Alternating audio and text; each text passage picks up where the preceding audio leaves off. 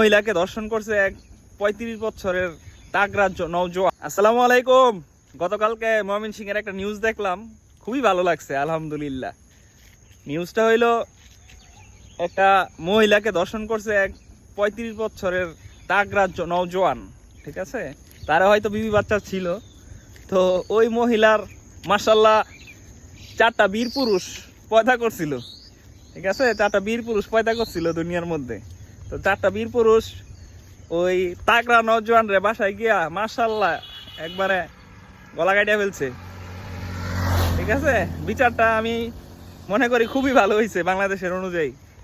আর ইসলামেও যে দর্শন করবে দর্শনকারীর মৃত্যুদণ্ডই, ঠিক আছে। হয়তো এভাবে জবাই না, হয়তো সিস্টেমটা একটু ভিন্ন, বাট মৃত্যুদণ্ডই। তো খুবই ভালো লাগছে নিউজটা দেখা। গত শুক্রবারে ওই যুবক ওই মহিলাকে দর্শন করছিল, তো গতকালকে রবিবারে 4 ছেলে মিলা একবারে উপরওয়ালার কাছে পাঠাই দিছে।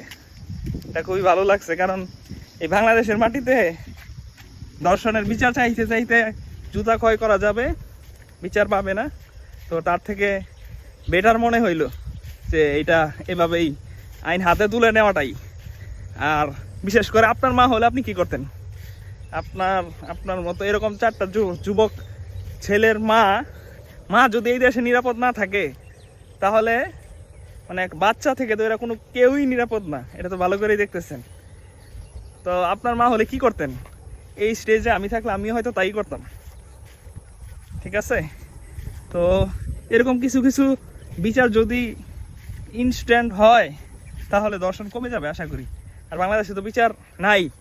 এই যে রামিসা দর্শন হত্যাকাণ্ডের পরে এখন পর্যন্ত যে জায়গায় প্রধানমন্ত্রী নিজে বলছে যে 30 দিনের মধ্যে বিচার হবে, এখন তো 40 দিন পার হয়ে গেছে অলরেডি, কিছুই হয় নাই। যে জায়গায় দর্শনকারী নিজেই স্বীকারোক্তি দিছে যে আমি দর্শন করছি, হত্যা করছি, তারপরও তাকে এখনো বাঁচায় রাখা হয়েছে। আমার টাকায়, আমার ট্যাক্সের টাকায় তাকে খাওয়াচ্ছে, জেলে বসায় রেখা তাকে আপ্যায়ন করা হইতেছে। একসময় হয়তো বেল পেয়ে যাবে, যে কোনোভাবে জামিন পেয়ে যাবে।